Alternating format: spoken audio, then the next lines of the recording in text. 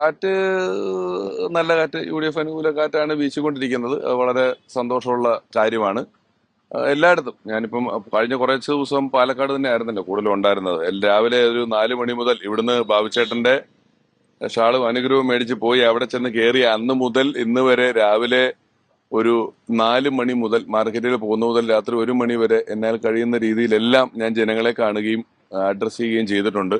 ഞാൻ ഇവിടുന്ന് പോകുമ്പോൾ പറഞ്ഞ വാക്ക് ഒരു ഫെയർ പൊളിറ്റിക്സ് എന്നൊരു വാക്ക് ഞാൻ ഉപയോഗിച്ചു. ഞാൻ ഇത്രയും ദിവസം എന്റെ മറുപക്ഷത്തുള്ള ഒരു സ്ഥാനാർത്ഥികളുടെയും പേര് പറയുകയോ വ്യക്തിപരമായി ആരെങ്കിലും പരാമർശങ്ങൾ കൊണ്ടോ നോക്കുകൊണ്ടോ വാക്കുകൊണ്ടോ അറ്റാക്ക് ചെയ്യുകയോ ഒന്നും ചെയ്യാതെ ജനങ്ങളുമായിട്ടാണ് നമ്മൾ സംവേദിക്കേണ്ടത് എന്ന ഉത്തമ ബോധ്യത്തോടു കൂടി പരമാവധി ജനങ്ങളെ കണ്ടു. പാലക്കാട് നിയോജക മണ്ഡലത്തിലെ എന്നെ കൊണ്ട് കഴിയാവുന്നത്രയും ആളുകളെ അഡ്രസ് ചെയ്തിട്ടുണ്ട്. അപ്പൊ അതിന്റെയൊക്കെ ഒരു ഗുണം വരും. ആദ്യം ദുർബലനായ സ്ഥാനാർത്ഥി എന്നായിരുന്നു പറഞ്ഞിരുന്നത്, പിന്നെ രാഷ്ട്രീയമില്ല എന്ന് പറഞ്ഞു. ശരിക്കും ഈ വോട്ട് ചെയ്യാൻ ഈ ക്യൂവിൽ നിൽക്കുന്ന എല്ലാ ജനങ്ങളും രാഷ്ട്രീയക്കാരാണ്. ജനാധിപത്യത്തിൽ രാഷ്ട്രീയക്കാരൻ എന്ന് പറയുന്ന ഒരു സ്ഥലമൊന്നുമില്ല. വോട്ട് ചെയ്യാൻ അവകാശമുള്ള ഈ രാഷ്ട്രീയക്കാരെ തെരഞ്ഞെടുക്കുന്ന ജനങ്ങളാണ് ഏറ്റവും വലിയ രാഷ്ട്രീയക്കാർ. അപ്പൊ ഞാൻ രാഷ്ട്രീയക്കാരനല്ല എന്ന് ഇവർ പറഞ്ഞു വരുത്തി.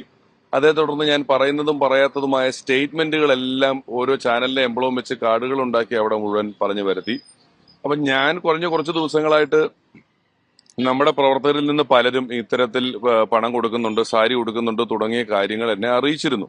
നമുക്ക് അതിലൊന്നും ഒന്നും ചെയ്യാൻ പറ്റില്ല. കാരണം ഒന്നിനും തെളിവുകളോ മറ്റു കാര്യങ്ങളോ ഒന്നും തന്നെ ഇല്ല. ഇത് അറിയിച്ചു. അതുകൊണ്ട് ഞാൻ നിയമപരമായിട്ട് അവിടുത്തെ ഇലക്ഷൻ കൺവീനർ എന്ന് പറയുന്ന പാർട്ടിയുടെ മുതിർന്ന നേതാക്കൾ മിനിഞ്ഞാന്ന് തന്നെ ബന്ധപ്പെട്ട ആളുകൾക്ക് അതുമായി ബന്ധപ്പെട്ട് പരാതി കൊടുത്തിരുന്നു. അപ്പൊ ഇന്നലെയാണ് അത്തരത്തിലൊരു ദൃശ്യം പ്രചരിക്കപ്പെട്ടതും കാര്യങ്ങൾ കാണുകയും എല്ലാം ഉണ്ടായിട്ടുള്ളത്.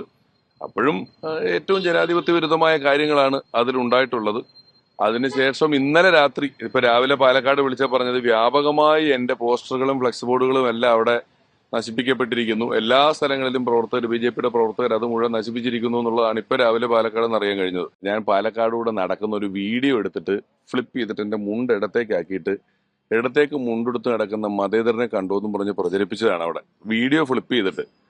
അങ്ങനെ ഇന്നലെ അതിനെന്തെങ്കിലും എൻ്റെ ഒരു മറുപടി വരികയും എല്ലാ ന്യൂസിന്റെയും ഹെഡ്ലൈൻ മാറുകയും, കാരണം ഇതിന് ന്യൂസിൽ ഇതൊരു ഹോട്ട് കേക്ക് ആണല്ലോ, ഇങ്ങനെ എന്തെങ്കിലും കിട്ടിയാൽ വാർത്ത മറിയുന്നെങ്കിലും മറയട്ടെ എന്ന് ഓർത്ത് പറഞ്ഞതായിരിക്കണമെന്ന് ഞാൻ വിശ്വസിക്കുന്നു. ഈ പൊതുജനങ്ങളുടെ കോമൺ സെൻസ് എന്നുള്ള വാക്ക് തന്നെ ഒരു കോമൺ മാനുമായിട്ട് ബന്ധപ്പെട്ടുള്ള സെൻസ് ആണ്. കോമൺ സെൻസ് എന്ന് പറയുന്നത് മനുഷ്യന്റെ സ്വാഭാവിക യുക്തിയിൽ മനസ്സിലാക്കാവുന്ന കാര്യങ്ങളെ ഇതിലെല്ലാം ഉള്ളൂ. വളരെ സ്വാഭാവികമായ യുക്തിയിൽ കണ്ട വിഷ്വൽസും പറഞ്ഞ കാര്യങ്ങളൊക്കെ ഒത്തുനോക്കിയാൽ മനസ്സിലാക്കാവുന്ന കാര്യങ്ങളല്ലേ ഉള്ളൂ. ഇനി ഞാൻ അതിന് ആധികാരികമായി എന്തെങ്കിലും ഒരു ഉറപ്പ് തരികയോ സ്റ്റേറ്റ്മെന്റ് പറയേണ്ടോ ഒന്നുമായിട്ടുള്ള ആവശ്യങ്ങളില്ല.